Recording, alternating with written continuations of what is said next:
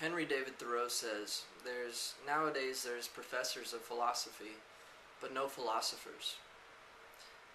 The reason behind this is because so many people are too modest, scared, and simply uninspired to create their own truths. I mean, the type of philosophy books we have now always incorporate science. Like, what is the science behind consciousness? That's the philosophy of today. It's like no one else but me is talking about this stuff, and if they are talking about it, they incorporate, New Age shamanistic stuff, which isn't the normal path of everyday philosophers. And what I want to do is go back to intuition. In the day, the shamans, their primary source of inspiration, their source of all their stories and truths, were from the gods, intuition. Logic was the last things on their mind. I mean, logic is good in this day, and yeah, we shouldn't believe that the universe revolves around the world, but if we go back to emotions and a sort of telepathic telekinesis thing that's happening, like, we have to see ourselves as the center of this world. If we don't have an ego, how are we supposed to control nature? I mean, Emerson said specifically when he controlled, well, not specifically, but I know he meant it. He's talking about when he felt the kinship with nature, and when he felt nature grew conscious, was when he felt extremely positive, when he felt immensely good about something. It wasn't egotistical. It was just the joy in yourself. And he said at those moments precisely was when the breeze blew harder and such. And these are the moments when I believe the breeze is affected by our bodies. Our bodies are no longer, an extension of the world. We are the world. Our energy is affecting everything else. Our aura is more important than our being, if that makes any sense. It just seems modern day philosophers, skip intuition because, the academic world, not that they've ever, created anything, they look down on it. Every epoch in thought, well, let me just say an Oscar Wilde quote: all great thoughts are dangerous.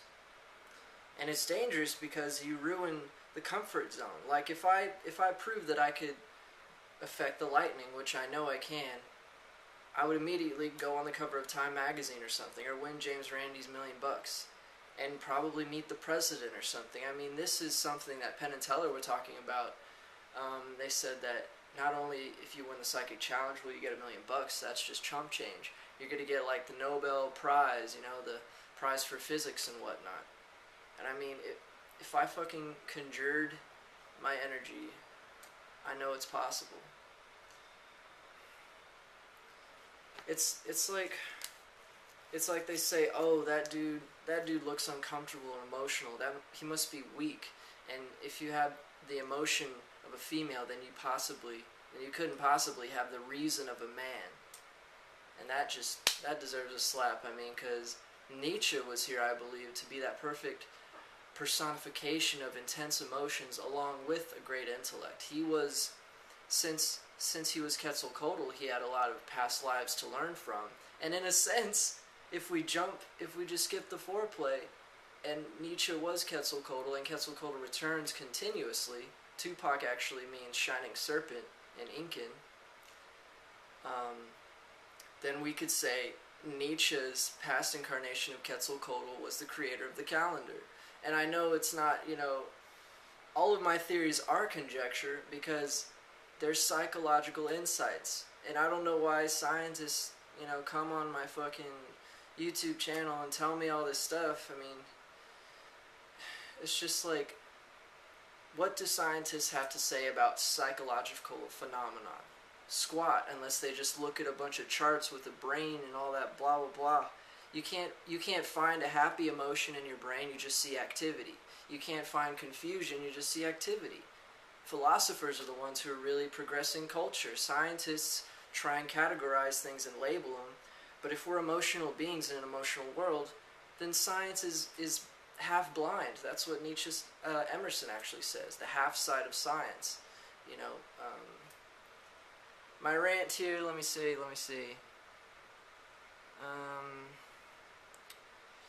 And the amazing atheists, a lot of atheists, they make the stupid claim that if God existed, he would show himself. I have no fucking clue what that's supposed to mean. I don't know if you think that God is a fucking dude coming down on earth. I mean, why would God show himself? Emerson said God walks through a private door for every individual. So, if God were to show himself, then he wouldn't be God, because it's very specific for everyone. In my beliefs, I believe that overcoming your negative astrological planetary traits is a form of God. God isn't a figure. God is a aura. It's not. God was in Jesus. God was in Quetzalcoatl.